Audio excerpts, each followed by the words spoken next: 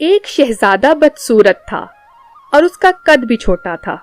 اس کے دوسرے بھائی نہایت خوبصورت اور اچھے ڈیل ڈول کے تھے۔ ایک بار بادشاہ نے بدصورت شہزادے کی طرف ذلت اور نفرت کی نظر سے دیکھا۔ شہزادے نے اپنی ذہانت سے باپ کی نگاہ کو تاڑ لیا اور باپ سے کہا، اے ابا جان، سمجھدار ٹھگنا لمبے بیوقوف سے اچھا ہے۔ ضروری نہیں ہے کہ جو چیز دیکھنے میں بڑی ہے وہ قیمت میں بھی اتنی ہی زیادہ ہو۔ دیکھیے ہاتھی کتنا بڑا ہوتا ہے مگر حرام سمجھا جاتا ہے، اور اس کے مقابلے میں بکری کتنی چھوٹی ہے مگر اس کا گوشت حلال ہوتا ہے۔ ساری دنیا کے پہاڑوں کے مقابلے میں طور بہت چھوٹا پہاڑ ہے، لیکن خدا کے نزدیک اس کی عزت اور مرتبہ بہت زیادہ ہے۔ کیا آپ نے سنا ہے کہ ایک دبلے پتلے عقل مند نے ایک بار ایک موٹے بیوقوف سے کہا تھا کہ اگر عربی گھوڑا کمزور ہو جائے تب بھی وہ گدھوں سے بھرے ہوئے پورے استبل سے اچھا اور طاقتور ہوتا ہے۔ بادشاہ شہزادے کی بات سن کر مسکرایا۔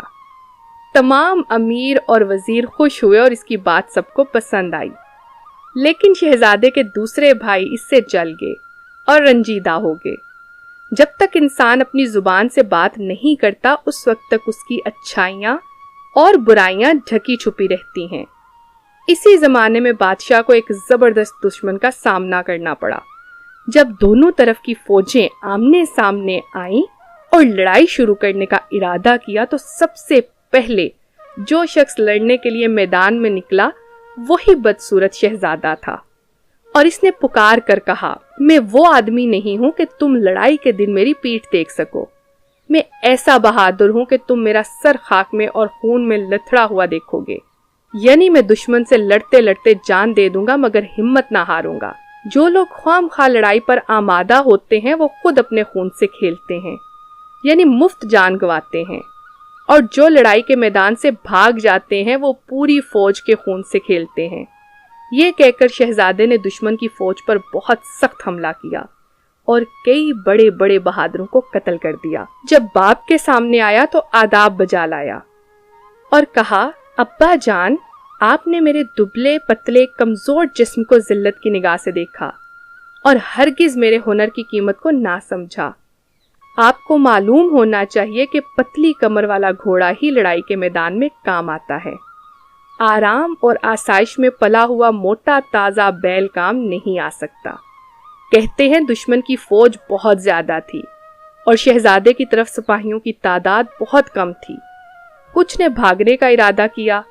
شہزادے نے ان کو للکارا اور کہا، اے بہادرو، کوشش کرو اور دشمن کا مقابلہ کرو یا پھر عورتوں کا لباس پہن لو۔ اس کی یہ بات سن کر سپاہیوں کی ہمت بڑھ گئی اور سب دشمن کی فوج پر ٹوٹ پڑے اور اس کو مار بھگایا اور دشمن پر اسی دن فتح حاصل کی۔ بادشاہ نے شہزادے کو پیار کیا اور اپنی گود میں بٹھایا، اور روز بروز اس سے محبت بڑھنے لگی اور اس کو اپنا ولی عہد بنا دیا۔ دوسرے بھائیوں نے یہ حال دیکھا تو حسد کی آگ میں جلنے لگے اور ایک دن بدشکل شہزادے کے کھانے میں زہر ملا دیا۔ اس کی بہن نے کھڑکی سے دیکھ لیا اور شہزادے کو خبردار کرنے کے لیے کھڑکی کے دروازے زور سے بند کیے۔ شہزادہ اس کی آواز سے چونک پڑا اور اپنی ذہانت سے سمجھ گیا کہ دال میں کچھ کالا ہے۔